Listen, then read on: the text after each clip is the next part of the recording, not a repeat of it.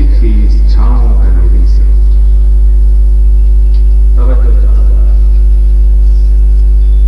वो धूप भी अच्छी थी इस छांव घनेरी से, वो जिस्म जलाती थी ये रूह जलाती है। वो जिस्म जलाती थी ये रूह जलाती है। मेरे दोस्तों, इस देश पे 1000 साल तक विदेशी हुक्मरानों ने हुकूमत की। 1000 साल इसमें अफगानों ने, मंगोलों ने, अंग्रेजों ने 1000 साल। हमें बड़ी जिम्मेदारी से ये बात कहना चाहता हूं, क्योंकि सवाल ये नहीं है कि हम सब एक जगह इकट्ठा होकर के एक दूसरे का इस्तेमाल करें। सवाल ये नहीं है कि मैं 1000 किलोमीटर का सफर तय करके आपके घर में अपनी बात को रखने आया हूं। सवाल ये नहीं है कि आप 150 किलोमीटर से इस सर्दी की रात में मुझे सुनने के लिए आए। सवाल ये नहीं है। सवाल ये है कि आखिर इस मुल्क में, जो गंगा जमुनी तहजीब का मुल्क कहा जाता है, जो रवायतों का मुल्क है, मोहब्बत का मुल्क है, खुलूस का मुल्क है, सद्भावना का मुल्क है, ये जरूरत क्या पड़ी कि आज हमें अपनी परंपराओं को बचाने के लिए इकट्ठा होकर के अपनी आवाज को बुलंद करना पड़ रहा है। ये जरूरत क्यों पड़ी? जरूरत इसलिए पड़ी कि इस देश में 1000 साल तक विदेशी हुक्मरानों ने हुकूमत की और 1000 साल तक लगातार इस देश की एकता को तोड़ने की कोशिशें होती रही। मुसलसल ये साजिशें होती रही कि इस देश की गंगा जमुनी तहजीब पे बाल आए, दरार आए। लेकिन 1000 साल तक लगातार कोशिशें करने के बावजूद जिस एकता को विदेशी हुक्मरान तोड़ नहीं सके, हिंदुस्तान की आजादी के बाद हिंदुस्तान की गंदी सियासत ने 70 साल में वो काम कर दिखाया। इसलिए ये जरूरत है। सभी कहते हैं कोई धर्म, कोई किताब ये सिखाता नहीं कि साहब नफरत करना ठीक बात है, झगड़ा करना ठीक है। कोई भी मजहब ये नहीं कहता कि झगड़ा करो। लेकिन अफसोस कि तमाम झगड़े मजहब के नाम पे किए जाते हैं। क्यों? बड़ा सवाल खड़ा होता है। तहफ़्फ़ुज़े शरीयत और जमहूरियत की बात हम आज यहां करने के लिए इकट्ठा हुए हैं। बातें बहुत अच्छी हैं। मुझसे पहले जो लोग बोले उन्होंने भी बड़ी अच्छी बातें कही। मेरी बात भी आपको अच्छी लगेगी। लेकिन एक बात बड़े दुख के साथ, दर्द के साथ, अफसोस के साथ कह रहा हूं कि मोहब्बत करने की बात करना अलग बात है और मोहब्बत करना अलग बात है। ये जो हालात हैं ये पैदा इसलिए हो रहे हैं कि जो नफरत की बात, नफरत फैलाना चाहते हैं, वो भी नफरत को मोहब्बत की तरह परोसना चाहते हैं। अल खल्क अल्लाह, तमाम मखलूक अल्लाह का कुनवा है। वसुधैव कुटुंबकम, सबसे पहले पंडित जी बोल रहे थे। यहाँ आपके नगर पालिका के अध्यक्ष बैठे हैं, परमार साहब, तमाम लोग यहाँ बैठे, एक परिवार के रूप में बैठे। अगर परिवार के रूप में हम न मानते तो आते क्यों? लेकिन गौर करने लायक बात यह है कि जो नफरत की दीवारें खड़ी कर रहे हैं वो ये कह नहीं रहे कि हम नफरत बांट रहे हैं, वो भी मोहब्बत के नाम से बात करते हैं। देश के वजीर आजम ने दिल्ली में एक कॉन्फ्रेंस बुलाई जिसको नाम दिया गया सूफी कॉन्फ्रेंस। उन्होंने भी यही कहा कि बहनों और भाइयों,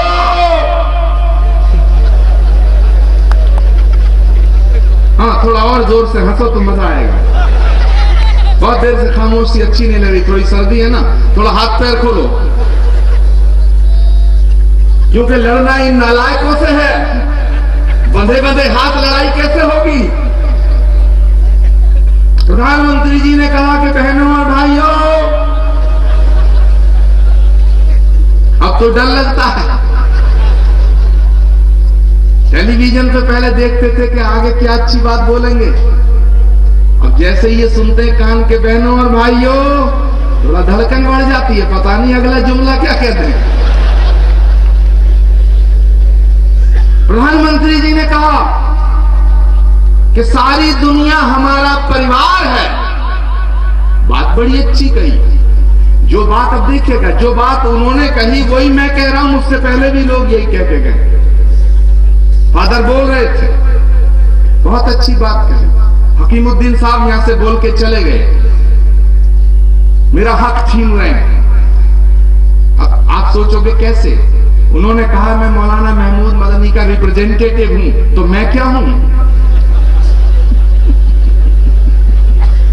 बताओ भाई, अगर मौलाना हकीमुद्दीन साहब होते तो मेरा झगड़ा होता उनसे। अरे हजरत का की नुमाइंदगी करने मैं आया हूं, मेरा हक है। क्योंकि बात करना अलग बात है और बात को जिंदगी में उतार के अमल करना अलग बात है।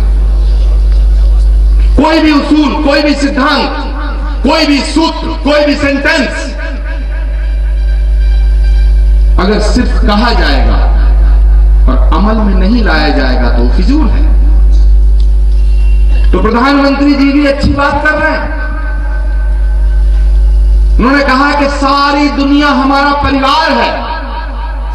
मैं आज आस्था की सरजमी से कहना चाहता हूं कि बिल्कुल आप सही कह रहे हैं। सारी दुनिया को आप अपना परिवार बताते हो और अपने परिवार को अपनाते हुए शर्माते हो। हाँ, बात करना अलग बात है, बात को जिंदगी में उतारना अलग बात है। कि सारी दुनिया को अपना परिवार बताते हो, अपने परिवार को अपनाते हो क्यों शर्माते हो? मेरे दोस्तों, तमाम तरह के तूफान, तमाम तरह की आंधियां इस देश ने देखी हैं। ये बार बार कहना क्यों पड़ रहा है तो हिंदू मुसलमान एक हो जाओ। मैं जब यहां आया, भोपाल में एक पत्रकार का फोन आया। वो पत्रकार भी माशाअल्लाह किसी ऐसी तंजीम से जुड़े हुए थे जो जान के फोन किया होगा उन्होंने। और मैं अक्सर जहां जाता हूं तो ऐसी खुराफातें होती हैं। मुझसे कहा, आचार्य प्रमोद कृष्णन जी बोल रहे हैं? मैं जी बिल्कुल बोल रहा हूं, फोन मेरा ही है, मेरे हाथ में। क्या आप आज वहां सीहोर में कहीं जा रहे हैं? मैंने कहा कि वो तो मुसलमानों का जलसा है। मैंने कहा नहीं, वो इंसानों का जलसा। हाँ, ये बात क्या हो रही है कि हम सब एक हैं, हम सब एक हैं। जरूरत क्यों पड़ी? 23 साल की उम्र में भगत सिंह ने अपने प्राणों का बलिदान दिया। 23 साल की उम्र। क्या उन्होंने सोचा था कि ये मुल्क केवल सरदारों का होना चाहिए? सुभाष चंद्र बोस ने जब आवाज दी कि तुम मुझे खून दो, मैं तुम्हें आजादी दूंगा, तो क्या उन्होंने सोचा था कि ये मुल्क केवल बंगालियों का होना चाहिए? पंडित चंद्रशेखर आजाद ने फिरंगियों से लड़ते वक्त आखिरी गोली अपनी कनपटी पे दाग के अपने प्राणों का बलिदान दिया। क्या उन्होंने सोचा कि ये मुल्क केवल ब्राह्मणों का होना चाहिए? अशफाकुल्लाह को जब फांसी दी गई तो उनसे पूछा जेलर ने कि कुछ ख्वाहिश है आखिरी? हिंदुओं में तो पुनर्जन्म भी होता, आपके यहां तो ये भी मान्यता नहीं है, तो इसी बता दो कुछ ख्वाहिश है? अशफाक का जवाब मैसेज है पूरे देश के लिए। अशफाकुल्लाह खान ने कहा कि कुछ आरजू नहीं, अगर आरजू तो ये है, लाकर जरा सी रख दो खाके वतन कफन में। लाके जरा सी रख दो खाके वतन कफन में। ये मैसेज है उन लोगों के लिए जो बात बात पे कहते हैं कि मुसलमानों को पाकिस्तान चले जाना चाहिए। अरे ये हिंदुस्तान तुम्हारे बाप की जागीर है क्या?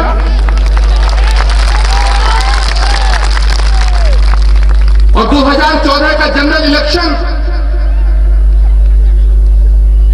मैं ये बात इसलिए नहीं कर रहा हूं कि आपको जज्बात में आकर के आपको भड़काना चाहता हूं। मैं इस बात को इसलिए कर रहा हूं कि ये हकीकत है और हकीकत से आंखें चुराना गुनाह है।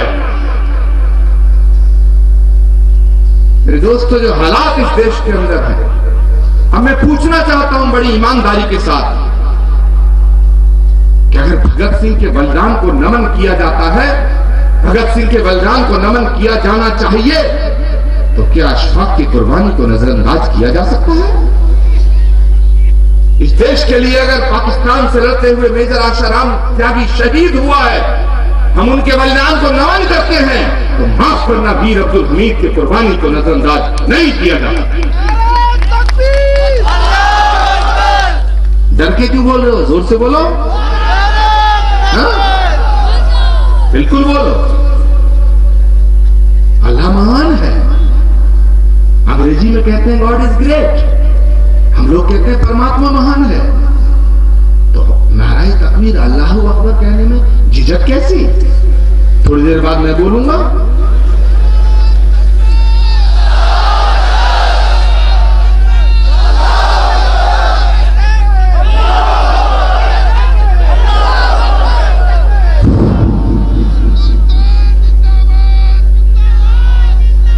मैं एक सवाल रखना चाहता हूं, जितने भी डाइस में लोग तशरीफ फरमा हैं, तमाम हजरात के सामने कि एक खास तौर से कोशिश हो रही है, और वो कोशिश क्या हो रही है कि कैसे ही नफरत की दीवारें खड़ी हो जाएं, हम लोग एक दूसरे के दुश्मन हो जाएं, और कुछ फिरका परस्त ताकतों को सियासी फायदा मिल जाए। अब मुझे आप बताइए, एक सवाल रख रहा हूं मैं आपके सामने, आप भी सोचना कि हिंदू और मुसलमान इस देश की ताकत है। पड़ोसी मुल्क या जो इस मुल्क के दुश्मन हैं, वो ये चाहते हैं कि हिंदुस्तान बर्बाद हो, तबाह हो, और वो जानते हैं कि हिंदुस्तान तबाह और बर्बाद तब तक नहीं हो सकता जब तक इस मुल्क का हिंदू और मुसलमान एक जगह खड़ा है। वो जानते हैं, इसीलिए वो कोशिश करते हैं, वो साजिश करते हैं कि हिंदू और मुसलमान एक दूसरे का दुश्मन हो जाए। ये कौन कोशिश कर रहा है? ये कौन साजिश कर रहा है? जो इस मुल्क का दुश्मन है। बात समझ में आई? जो इस मुल्क के दुश्मन हैं, जो हमारे दुश्मन हैं, वो ये चाहते हैं कि हिंदू और मुसलमान, इस देश की ताकत है, इस देश को तबाह तब तक नहीं किया जा सकता है जब तक ये एक हैं। लेकिन माफ करना, मैं बात सच कहने का आदी हो चुका हूं, क्योंकि जब तक बात सच नहीं करी जाएगी, गोल गोल जलेबी की तरह घुमाया जाएगा, तो दिल की गांठें नहीं खुलेंगी। हाँ, माफ करना, मैं सच्ची बात कर रहा हूं। इसके बदले कोई सजा दे तो दे, बात सच्ची करनी चाहिए। जो काम पाकिस्तान चाहता है, जो काम वहां की खुफिया एजेंसी ISI चाहती है, जो काम, जो बात हिंदुस्तान के दुश्मन तमाम लोग चाहते हैं कि हिंदू मुसलमान आपस में दुश्मन बन जाएं, वही काम वो नहीं कर पा रहे हैं। इस देश के कुछ नेता अपनी बयानबाजी करके रोज करना चाहते हैं। तो देश का दुश्मन कौन है? बताओ, देश का दुश्मन कौन है? तो मैं यहां से कहना चाहता हूं, हिंदुस्तान के वजीर आजम को मैसेज देना चाहता हूं, मरकज की हुकूमत को और सूबे की हुकूमत को भी, उन तमाम हुक्मरानों को जो रोज रोज तमाम वाहियात बयान देते हैं कि जो इस मुल्क को तोड़ने की बयानबाजी करेगा, हमारी रवायतों को खत्म करने के लिए बयान जारी करेगा। हिंदुस्तान के प्रधानमंत्री जी, आपको उनकी जबानों पे लगाम लगानी पड़ेगी।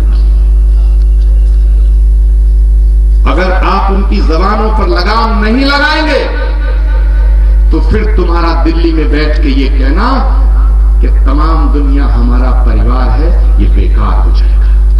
लगानी पड़ेगी, पाबंदी लगानी पड़ेगी,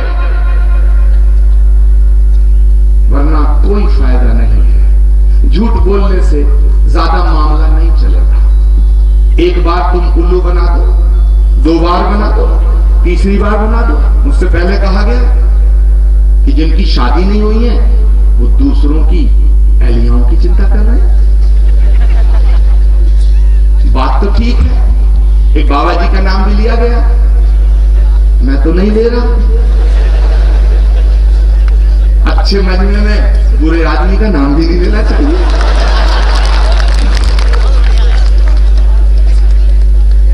इनका कोई मतलब नहीं है हिंदू से, ना ये हिंदू के हैं ना मुसलमान के हैं। ये दुकानदार हैं, अपनी दुकान के हैं। कोई इनका मतलब नहीं है मेरे दोस्तों। अगर इनका मतलब होता तो जिम्मेदारी से बात करते।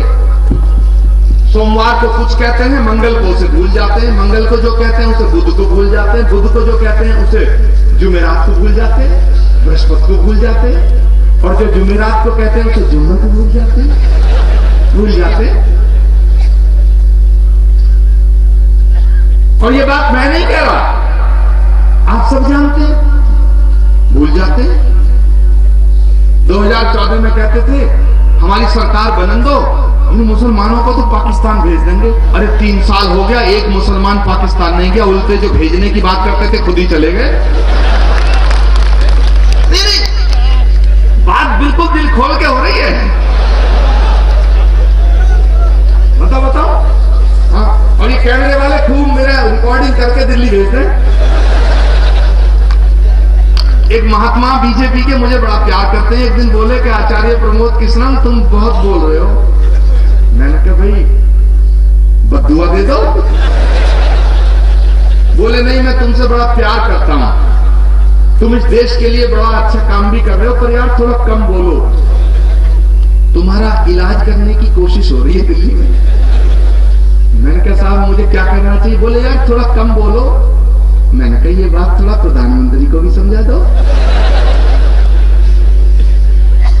मेरे दोस्तों, इस देश में 10 साल ऐसा प्रधानमंत्री देखा जो बोलता ही नहीं था। अब ऐसा देखना पड़ रहा है जो चुप ही नहीं होता। हमारे परमार साहब बैठे, कांग्रेस के नेता, मैं इनकी पार्टी को भी कहना चाहता हूं। हाँ, ये सोच रहे होंगे मुझे छोड़ देंगे।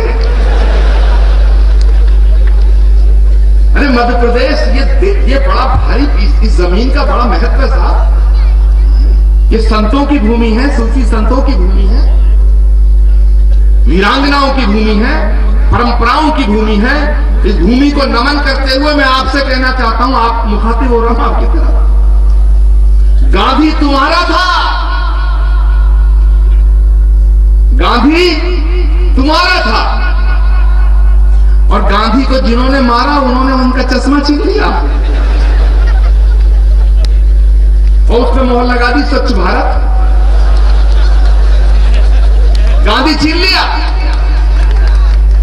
सरदार पटेल तुम्हारे थे, छीन लिए। अब तुम पे क्या बचा? इंदिरा गांधी को छीनने की कोशिश हो रही है। माल तुम्हारा लुट गया। आप अपनी पार्टी को समझाओ, आप पीछे मत हटो, आगे आओ। लेकिन थोड़े बहुत जो गड़बड़ घोटाले हो रहे हैं इनके लिए माफी मांगो, और इस देश की एकता को कायम रखने के लिए पहले भी आप लोगों ने बलिदान दिए हैं, अब भी हर कुर्बानी देने के लिए तैयार हो जाए, तब ये देश बचे। ये देश गांधी का देश है, सुभाष का देश है, भगत सिंह का देश है, अशफाक का देश है, मीर अब्दुल हमीद का देश है। ये वाहियात बयानबाजी करने वाले तोगड़िया फोगड़िया जैसों का देश नहीं है। ये क्या बोलते हैं? उन्नाव से एक महात्मा हमारे साक्षी महाराज, पता नहीं सुबह से शाम तक क्या बकवास करते हैं, फालतू की बातें। कभी कहते हैं घर वापसी, कभी कहते हैं लव जिहाद। एक गरीब मुसलमान का बेटा हिंदू की बेटी से गरीब से प्यार कर ले तो लव जिहाद। और इन तमाम नेताओं के घरों में, इनके मुस्लिम नेताओं के घरों में हिंदुओं की बेटियां, ये लव संस्कार है।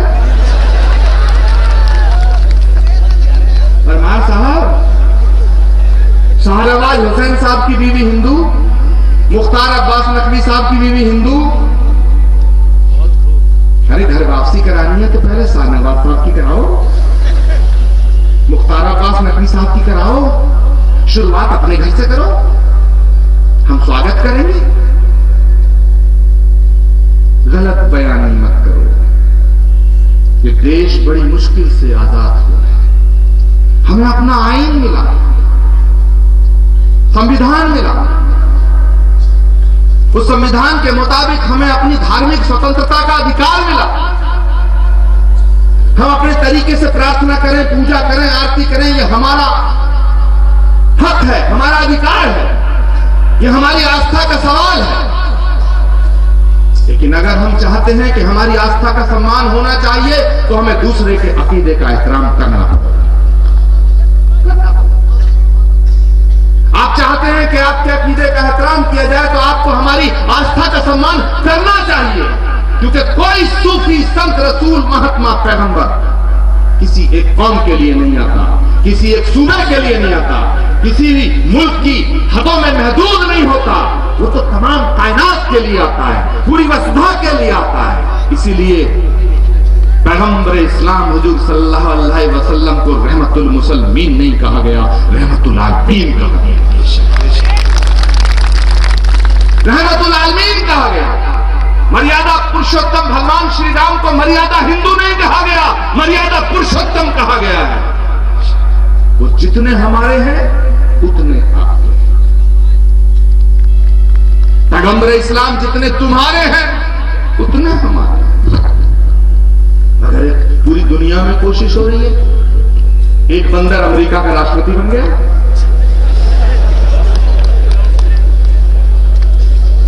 हंसो यार, सच्ची हंसो। आपने तो खाना खा के आ पाए होगे, मैंने तो खाना नहीं खाया, जाके खाऊंगा। तुम किसने खाए? शक्ल से देखो बंदर नहीं लगता। कह रहा अमेरिका में मुसलमानों के एंट्री बैन कर देंगे। अरे कि साहब आतंकवाद, अरे भाई जितने भी जगह आतंकवाद है उसकी पैदाइश तो तुमसे है। आपने शुरुआत की, बंदर के हाथ में उस्तरे दे दिए, अब वो खुद भी लहूलुहान होगा, तुम्हें भी काटेगा। बताओ कि साहब इस्लाम को मानने वाला आतंकवादी हो गया। मेरी समझ में बात नहीं आती। मोहब्बत का नाम इस्लाम है मेरे भाई, खिदमत का नाम इस्लाम है, इबादत का नाम इस्लाम है, किसी प्यासे को पानी पिलाने का नाम इस्लाम है, किसी भूखे को रोटी खिलाने का नाम इस्लाम है, किसी गरीब को गले से लगाने का नाम इस्लाम है, किसी अंधे को रास्ता दिखाने का नाम इस्लाम है। हाथ में AK-47 लेके बेगुनाहों का खून बहाने का नाम इस्लाम नहीं हो सकता। नारे तकबीर, नहीं हो सकता। नारे तकबीर। और अगर इस्लाम जुल्म का नाम होता, गुनाह का नाम होता, दहशतगर्दी का नाम होता, आतंकवाद का नाम होता, झूठ फरेब और जुल्म का नाम होता, तो माफ करना, दुनिया में यजीदियत फैलती, इस्लाम न फैलता। इस्लाम नहीं फैलता। क्योंकि याद रखना, जो चीज फैनेटिक होती है, सख्त होती है, कठोर होती है, वो फैलती नहीं है, सिकुड़ती है। फैलता वो है जो दरिया दिल होता है, फिराक दिल होता है, लचीला होता है। इस्लाम दुनिया में फैला, ये अपने आप में एक सबूत है कि तंग दिली और संग दिली का नाम इस्लाम नहीं है, फिराक दिली और दरिया दिली का नाम इस्लाम। नारे तकबीर, नारे तकबीर, नारे तकबीर। ये सबूत है। और मैं तमाम उलमा कराम, तमाम यहाँ तशरीफ फरमा है, मैं बड़े अदब के साथ हाथ जोड़ के विनती करके ये कहना चाहता हूं कि बात बात पे सवाल किया जाता है कि देशभक्ति का सबूत दो, सर्टिफिकेट दो, और देशभक्ति का सर्टिफिकेट वो मांग रहे हैं जो अंग्रेजों की दलाली करते थे। चलो वो तो मांग रहे हैं, लेकिन देशभक्ति का, वतन परस्ती का सबूत देने की किसी मुसलमान को जरूरत नहीं है। मुसलमान होना ही अपने आप में वतन परस्त होने का सबूत है। नारे तकबीर, और ये मैं दावे के साथ, फख्र के साथ कह रहा हूं, सरेआम डंके की चोट पे कह रहा हूं, जिम्मेदारी के साथ कह रहा हूं। भारतीय संत समिति के सदर होने के नाते कह रहा हूं कि बात बात पे सर्टिफिकेट देने की जरूरत नहीं है। आपको यह कहने की जरूरत नहीं है। जो इस्लाम सिखाता है कि मां के कदमों में जन्नत होती है, वो इस्लाम मादरे वतन की तौहीन की इजाजत कैसे दे सकता है? आचार्य प्रमोद कृष्णम जी कैसे दे सकता है? आचार्य प्रमोद कृष्णम जी, जो इस्लाम कहता है वतन से मोहब्बत तुम्हारे ईमान की अलामत है, वो वतन के खिलाफ आवाज उठाने की इजाजत कैसे दे सकता है? नहीं दे सकता। लेकिन सवाल खड़ा होता है, पाकिस्तान जिंदाबाद के नारे जब से हमने होश संभाला, कभी कभी हमें बॉर्डर पे सुनाई देते थे। तुम सवाल करते हो देश की जनता से, तुम कहते हो कि जो पाकिस्तान जिंदाबाद के नारे लगाएगा, जो पाकिस्तान से हाथ मिलाएगा, उसका हाथ काट देंगे। जो पाकिस्तान जिंदाबाद कहेगा, उसकी जबान खींच लेंगे। हम कब कह रहे हैं कि मत खींचो, लेकिन एक सवाल खड़ा होता है, और सवाल ये खड़ा होता है, जिम्मेदारी से मैं कह रहा हूं कि पाकिस्तान जिंदाबाद के नारे बॉर्डर पे सुनाई देते थे 50 साल से, लेकिन 2.5 साल में ऐसा क्या हो गया कि देश की राजधानी में नारे लग रहे हैं? जवाब दो। 125 करोड़ जनता को जवाब तुम्हें देना पड़ेगा। ये जिम्मेदारी आपकी है। मेरे दोस्तों, बड़ा तमाशा हो रहा है। रोज बेवकूफ नहीं बन सकते हम। हमें उनसे कोई नफरत नहीं है, लेकिन हमें उनकी नीयत पे शक है। वो कहते हैं कि तमाम दुनिया हमारा परिवार है। बात अच्छी है, लेकिन अमल में लाई नहीं जा रही है। बात वो भी वही कह रहे हैं, मुझसे पहले जिन लोगों ने बोला वो भी वही कह रहे हैं, बात मैं भी वही कह रहा हूं, लेकिन एक फर्क है कि वो बात दिमाग से कर रहे हैं, मैं बात दिल से कर रहा हूं। ये फर्क है। मेरे दोस्तों, हमारे दिल मिले हुए हैं, हमें मिलाने की जरूरत नहीं है। तुम कहते हो जो पाकिस्तान से हाथ मिलाएगा उसका हाथ काट देंगे। तुम तो गले मिल के आए हो, तुम्हारे गले का क्या करें? हिंदुस्तान, हिंदुस्तान, बताओ ना क्या करें? ये वाहियात बातें क्यों करते हो भाई? तुम्हारे छोटे मोटे गली मोहल्ले के नेता ढोल बजा बजा के कहते थे 2014 में सरकार बनन दो, पाकिस्तान भेज देंगे सबको। अरे 3 साल हो गया, एक भी मुसलमान पाकिस्तान नहीं गया। तुम्हारे नेता चले गए और बिना बुलाए चले गए, और बिना बुलाए छोड़ो, बिना बताए चले गए। अब देश सवाल कर रहा है, क्यों गए थे? क्या करार करके आए चोरी चोरी? जो छुप के किया जाता वो काम भाई अच्छा तो होता ना। बता दो देश को, बताओ। मुझे लगता कहीं दाल में काला है, दाल पूरी की पूरी काली है। मेरे दोस्तों, हमारे देश की मिट्टी में मोहब्बत है। हम इससे पैदा हुए, इसी में मिल जाएंगे। मैं जाऊंगा आपके कंधों पे, आप जाएंगे मेरे कंधों पे। ये जमीन साझा है, आसमान साझा है, हवा साझा है, पानी साझा है। हमें कौन जुदा करेगा? कौन जुदा कर सकता है? लेकिन कुछ लोग कोशिश कर रहे हैं। मैं आज आस्था की सरजमीन से मैसेज देना चाहता हूं कि कि मोहब्बत के बिना अपना गुजारा हो नहीं सकता। सुभान अल्लाह, सुभान अल्लाह। और मेरी बात आपके दिल तक जाए तो दुआ देना, खुल के देना, डरना मत, किसी से मत डरो, सिर्फ अल्लाह से डरो। मोहब्बत के बिना अपना गुजारा हो नहीं सकता। और जो मैं अब कहने जा रहा हूं ना, इससे मेरी जान को बड़ी मुसीबतें पैदा हुई हैं। मुझ पर बड़े फतवे लगे हैं। ये मत सोचिए फतवे इधर ही है, इधर भी है। जो मैं कहने जा रहा हूं, लेकिन बात बहुत दिल से कह रहा हूं। और ऐसा नहीं है कि किसी और ने लिख दिया, मैं कह रहा हूं। ये मेरे दिल की आवाज है, मैं इसमें जीता हूं। कि मोहब्बत के बिना अपना गुजारा हो नहीं सकता। और दुआ के लिए हाथ उठा लेना जो मैं कहने जा रहा हूं। गुजारा हो नहीं सकता।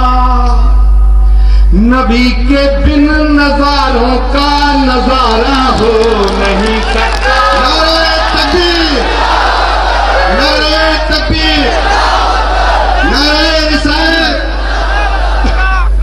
नबी के बिन नजारों का नजारा हो नहीं सकता। मुझे अपना कहो चाहे मुझे तू गैर कह देना। हाथ खड़े कर लेना मेरे दोस्तों। मुझे अपना कहो चाहे मुझे तुम गैर कह देना। नहीं है जो मोहम्मद का हमारा हो। नारे तकबीर, नारे तकबीर। नहीं है जो मोहम्मद का हमारा हो नहीं सकता। और मेरे सीने की धड़कन है, मेरी आंखों के तारे हैं। सुभान अल्लाह। और ये बात मौलाना हकीमुद्दीन साहब के, हाजी हारून साहब के, शहरयार साहब के, मुफ्ती साहब के, तो बड़ी बात नहीं है। ये आचार्य प्रमोद कृष्णम कह रहा, इसलिए बड़ी बात। याद रखना स्वामी जी, स्वामी जी, ये बोला करो ना, जब यहाँ बोला जाए। बोलेंगे, अभी बोलेंगे, मेरे कहने के बाद बोलेंगे। अगर छूट दे दो ना तो चुप ही ना होंगे। इनकी मोहब्बत मुझसे है, मेरी मोहब्बत इनसे। मैं यहाँ मोहब्बत की बातें करने नहीं आया मेरे दोस्तों, मैं इसलिए आया हूं कि मैं तुमसे मोहब्बत करता हूं। मोहब्बत की बात करने वाले तो बहुत आएंगे, और इंशाअल्लाह जब भी आप बुलाओगे, जिंदा रहा तो जरूर आओ। कि मेरे सीने की धड़कन है, मेरी आंखों के तारे हैं। क्या जवाब साहब आपका। जो कूड़ा फेंकते थे उनका हाल पूछने चले जाते थे।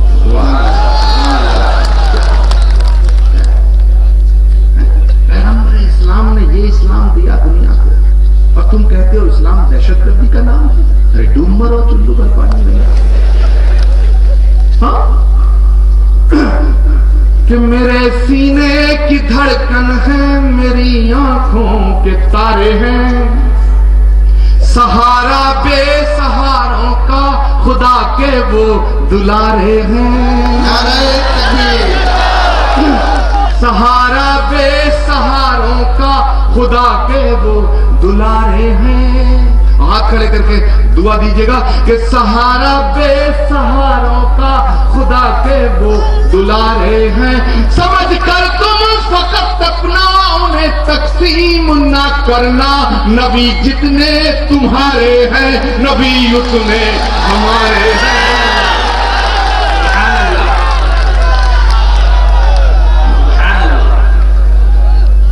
नबी जितने तुम्हारे हैं, नबी उतने हमारे हैं। मोहब्बत के हंसी सपने आंखों में सजा लो तुम। मैं अपनी बात खत्म करने से पहले यह पैगाम देना चाहता हूं कि मोहब्बत के हंसी सपने, डरने की कोई बात नहीं है, कोई बात नहीं है। ये 3 साल जैसे बीत गए, 1 साल बीत जाएगा, फिर चलम चला, ऐसे बीत गया। झूठ बोलते बोलते बीत गया। हिंदुओं में गए, राम मंदिर बनाएंगे। जब चुनाव जीत गए, बोले राम एजेंडे में ही नहीं। काशी गए, गंगा साफ करेंगे। 3 साल हो गए, 3 फुट गंगा साफ नहीं हुई। और मजेदार बात सुनो, एक दिन टेलीविजन पे चल रहा ब्रेकिंग न्यूज कि केंद्र सरकार का फैसला है कि गंगा में जहाज चलाया जाएगा। और तमाम बड़े बड़े पत्रकार उस पर बहस कर रहे हैं कि साहब बड़ा बढ़िया, अच्छा है, टूरिज्म बढ़ेगा, ये बढ़ेगा, जापान से ये होगा, फ्रांस से ये होगा, इंग्लैंड से ये होगा, अमेरिका से ये होगा। मैंने कहा अबे अकल के अंधो, गंगा में नाव चलने का पानी है नहीं, जहाज के तो चलेगा। सब इतना झूठ,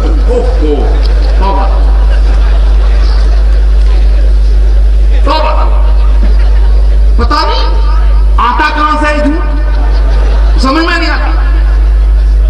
पता नहीं सच के मदर से देखे, झूठ का पता नहीं खोल रखा, कहां खोल रखा। ये देश थोड़ी रह गया। एक मदारी है, डुगडुगी बजा रहा, डिंग डिंग डिंग डिंग। और देश की 125 करोड़ जनता को बंदर समझ रहे हैं, और हमारी जनता भी बंदर की तरह नाचे जा रही है कि ना साहब कल का वादा भूल गए, कल अब जो करा वो पूरा करेंगे। मैं कहना चाहता हूं मेरे दोस्तों, इस 125 करोड़ आवाम को बंदर मत समझो। एक बंदर लंका में गया था, दहन हो गई थी। एक जिस दिन 125 करोड़ ये अपने मूड में आ गए तो उतार फेंकेंगे, भूल जाओगे दखल देना। अगर हमारी परंपराओं की आपने कदर नहीं की, हमारे ट्रेडिशन को बदलना चाहा, मैं किसी तरह से पूजा करूं, मैं किसी से शादी करूं ना करूं, तुम्हें इतना शौक है तुम कर लो, कोई मना कर रहा 2-2 कर लो, 4-4 कर लो। हमारे धर्म में भी है, राजा दशरथ की 3 रानियां थी, भगवान के हजारों थी, करते क्यों नहीं? खुद करी नहीं, दूसरों जलते हो। बयान ऐसे देते, हाँ कि साहब वो मुस्लिम औरतों को हक दिलाना, भैया अपनी को दिला लो। हाँ, हमें इनसे थोड़ी नफरत है, हमारी मजबूरी है कि हम इनसे भी नफरत नहीं कर सकते, क्योंकि अगर नफरत के बदले नफरत करी तो मोहब्बत का पैगाम खत्म हो जाएगा। हम इनसे भी मोहब्बत करना चाहते हैं, लेकिन अपने अमाल को बदलो, अपनी नीयत साफ करो, अपनी नीयत साफ करो। और एक मैसेज आप सब लेके जाएंगे, हमारा भविष्य अच्छा है, मुस्तकबिल अच्छा है। यहां से एक आवाज उठी है, मेरा यकीन है कि ये मरकज तक जाएगी, और वो ये जाएगी कि तहफ़्फ़ुज़ शरीयत और जमहूरियत की बात, ये दर्द, इसकी फिक्र केवल मुसलमानों को नहीं है, हमको भी बराबर है। मैसेज चाहिए। और मैं आगाह कर देना चाहता हूं इन लोगों को कि अगर हद से ज्यादा बढ़कर के इसमें दखल दिया तो शरीयत को तो इंशाअल्लाह कुछ होगा नहीं, तुम्हारी जमहूरियत खतरे में पड़ जाएगी, तुम्हारी गद्दी खतरे में पड़ जाएगी। क्योंकि आवाज है खरब नकारा खुदा होता है, जब डुगडुग करके बजेगा, अभी डुगडुगी पे नाच रहे हैं सब देश के लोग। थोड़ा सा यकीन बचा है, थोड़ा सा 1% बचा हुआ, 1 आध साल में ये भी नहीं मिट गया ना तो दिल्ली से गद्दी छोड़ो, आवाज यहां से भी उठेगी, वहां से भी उठेगी, कश्मीर से उठेगी, कन्याकुमारी से उठेगी। पर फिर वही सवाल खड़ा होता है, इनसे तो गद्दी ले लेंगे, सौंपेंगे किसे? बड़ा सवाल है। पता चला बंदर तो उतार दिया, लंगूर बैठा दिया। बड़े सवाल है। तो इसके लिए परमार साहब थोड़ा चिंतन मनन आप भी कर लो, कहां गलतियां हुई है।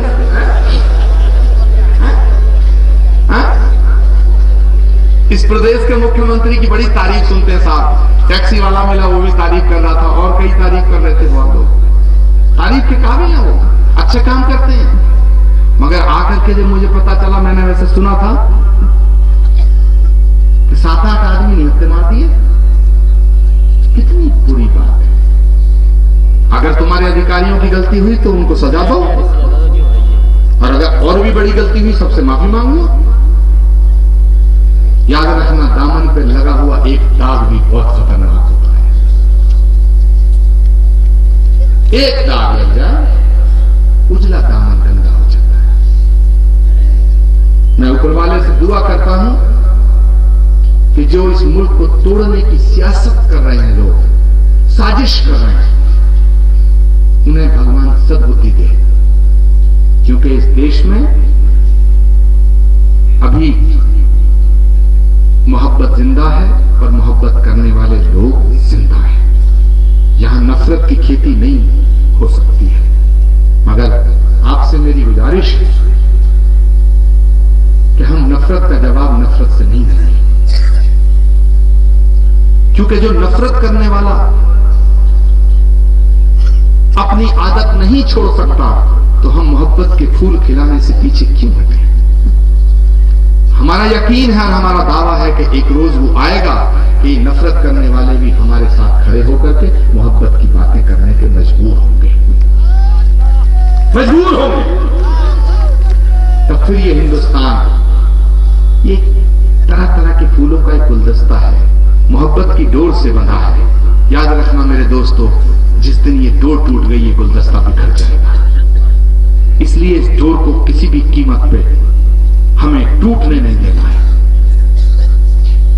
और हम लोग लेकर जाएंगे ये सपना कि मोहब्बत के हंसी सपने आंखों में सजा लो तुम ही पर जान दे देंगे, कभी भी आजमा लो तुम्ही पे जान दे देंगे, कभी भी आजमा लो तुम। ये झगड़े तेरे मेरे के अपने आप मिट जाएं, तुम्हें अपना बना ले हम, हमें अपना बना लो तुम्हें अपना बना ले हम, हमें अपना बना लो तुम।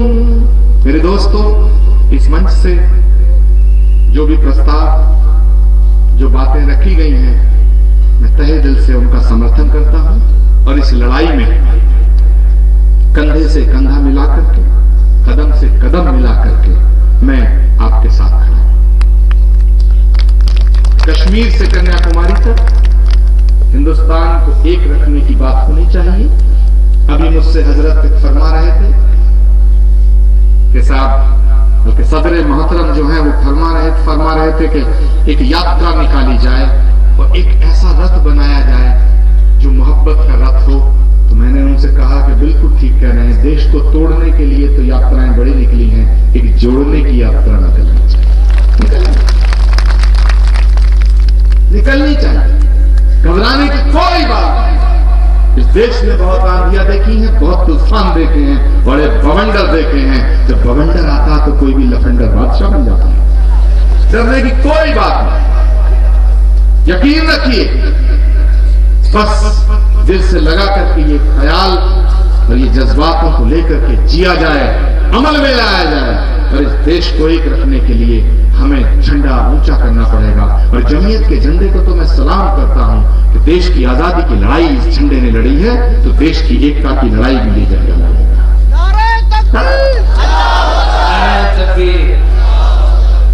तो इन्हीं ख्यालातों के साथ मैं अपनी गुफ्तगू खत्म करता हूं।